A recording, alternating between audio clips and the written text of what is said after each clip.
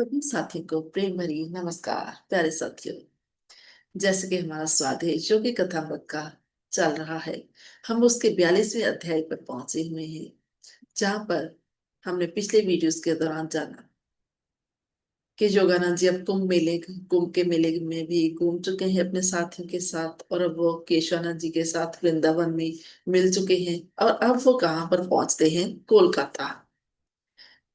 फिर वो कहते हैं कि मैं अब श्री युक्तेश्वर जी को मिलने के लिए व्याकुल था, इसलिए जब मैंने सुना कि श्री युक्तेश्वर जी कोलकाता से दक्षिण में 300 मील की दूरी पर पुरी में है, तो मैं बहुत उदास हो गया। वो कहते हैं कि एक तार मेरे गुरु भाई ने 8 मार्च को कोलकाता के दूसरे गुरु भाई अतुल राय चौधरी को भेजा, जिसमें उसने लिखा था तुरंत पुरी चले आओ।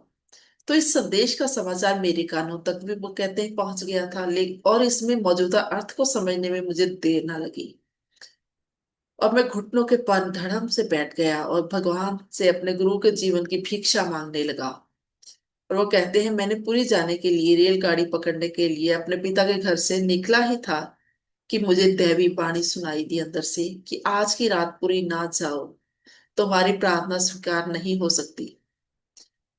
तो योगानंद जी कहते हैं अब मैं पूरी तरह से शोकग्रस्त हो गया और अपने अंतरात्मा की आवाज की पालना करते हुए उस रात पुरी के लिए रवाना ना हुआ। लेकिन जब अगले दिन शाम को रेलगाड़ी पकड़ने के लिए घर से चल पड़ा, तो रास्ते में 7 बजे आसमान में एक काला रूहानी बादल छा गया।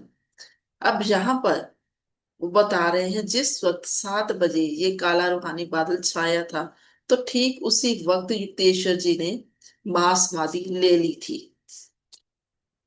और फिर वो कहते हैं जैसे ही मेरी रेलगाड़ी पुरी की तरफ दौड़ती जा रही थी, तो श्री युक्तेश्वर जी मेरी अंतर्दृष्टि में प्रकट हुए। वो अत्यंत गंभीर भाव में बैठे हुए थे और हर एक तरफ से रोशनी के पिंड के बीच में घिरे हुए थे।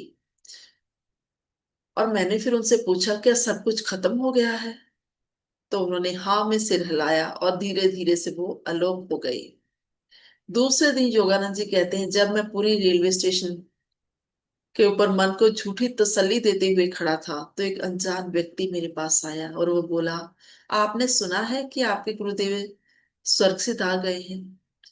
तो इसके बाद वो व्यक्ति एक ही शब्द बोले बगैर वहां से चला गया।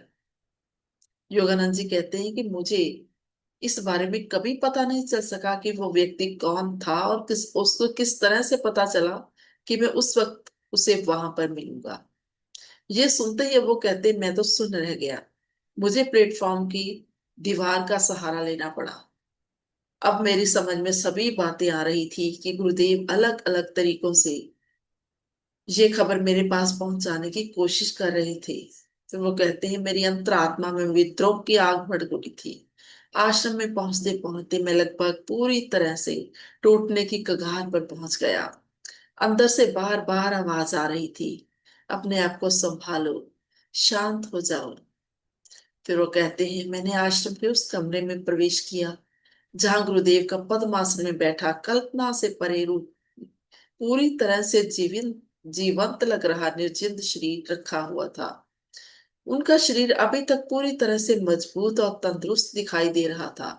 बेशक शरीर छोड़ने से कुछ दिन पहले उनको हल्का बुखार जरूर हुआ था, लेकिन उस अनंत परम तत्व में मिलने से पहले उनका शरीर पूरी तरह से तंदुरुस्त हो गया था। और कितनी भी बार मैं उस प्यारे शरीर को क्यों ना देखता। योगानंद जी कह रहे हैं मुझे विश्वास ही नहीं हो रहा था कि उसमें से प्राण निकल चुके हैं। उनकी चमड़ी अभी भी नरम और मुलायम थी और उनके चेहरे के ऊपर शांति के सुंदर भाव थे। आखिरी रहस्यमयी बुलावे के वक्त उन्होंने सचेत अवस्था में रहते हुए अपना शरीर जो है वो छोड़ा था। योगानंद जी कहते हैं कि मैंने शोक में व्याकुल होते हुए मैं चीख उठा कि बंगाल का शेर चला गया। और फिर 10 मार्च को उनका अंतिम संस्कार किया योगानंद जी ने। पुरी आश्रम के बाग में प्राचीन परंपरा के अनुसार श्री युक्तेश्वर जी के 5 भौतिक शरीर को समाधि दी गई। और बाद में श्री युक्तेश्वर जी के दूर नजदीक के जो शागिर्द हैं, वो अपने गुरु को श्रद्धांजलि देने के लिए विषुवी बसंत, जब दिन और रात बराबर होते हैं, उस दिन वो इकट्ठा हुए थे। और अब हमें यहाँ पर साथियों योगानंद जी समाधि के बारे में बता रहे हैं कि हिंदू मत के दाह संस्कार के विधि विधान की परंपरा के अनुसार केवल गृहस्थियों का ही दाह संस्कार किया जाता है। स्वामी और संप्रदायों के सन्यासियों का दाह संस्कार नहीं किया जाता, बल्कि उनको समाधि दी जाती है। लेकिन अब वो कहते हैं कि कभी कभार इस नियम की उल्लंघना भी हो जाती है। इस तरह माना जाता है कि सन्यासी की दीक्षा ग्रहण करते वक्त उसके शरीर का संकेतक तौर पर दाह संस्कार जो है वो कर दिया जाता है। तो आगे वो बताते हैं कि कोलकाता के मुख्य अखबार अमृत बाजार पत्रिका ने भी श्री युक्तेश्वर जी की फोटो के साथ बहुत ही सुंदर लेख निबंध उनके बारे में लिखा था, जिसका जिक्र यहाँ पर उन्होंने किया हुआ है साथियों। और फिर वो कहते हैं कि मैं कोलकाता वापस आ गया।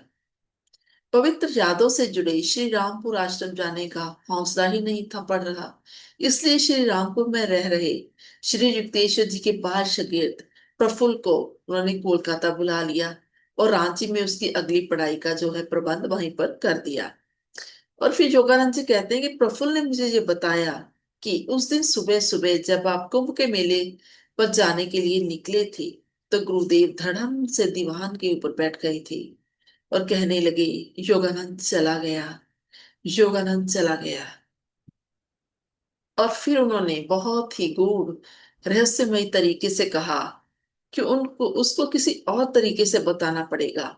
और फिर प्रफुल्ल बताता है कि वो घंटों घंटों मौन में बैठे रहे। इसके बाद योगानंद जी कहते हैं कि मेरे जो दिन थे वो भाषणों में, शिक्षा जमातों में, मुलाकातों में और पुराने मित्रों के साथ पुनर्मिलन में व्यतीत होने लगे।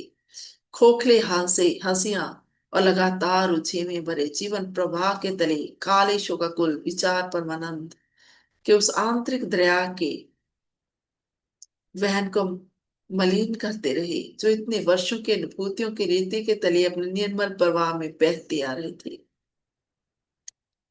और वो कहते हैं कि मेरी अंतरात्मा हमेशा रुदन करती रहती कि वो दिव्य महर्षि कहाँ चले गई, कहाँ चले गई, लेकिन कोई उत्तर ना आता। और फिर मैं अपने मन को दिलासा देते हुए कहता, अच्छा हुआ गुरुदेव का परम पिता के साथ मिलाप हो गया। अब वो अपने तेज से अमरता के आसमान में हमेशा के लिए चमक रहे हैं। वो कहते हैं मेरा मन विलाप कर रहा था कि अब फिर कभी उनको मैं श्री रामपुर में नहीं देख सकूंगा, उनको अपने दोस्तों को उनसे मिलाने की खातिर नहीं ले जा सकूंगा और ये कह सकूंगा, देखो ये है भारत के ज्ञान अवतार। और फिर योगानंद जी कहते हैं कि श्री राइट ने जून के शुरू में हमारे पश्चिम वापस जाने के लिए मुंबई से जहाज पकड़ने के लिए पूरा प्रबंध उन्होंने कर लिया। और फिर 15 दिनों तक कोलकाता में विदाई पार्टियां चलती रही और भाषणों का सिलसिला चलता रहा। और उसके बाद योगानंद जी, मिस ब्लेज और श्री राइट अपनी फोर्ड कार से मुंबई के लिए रवाना हो गए।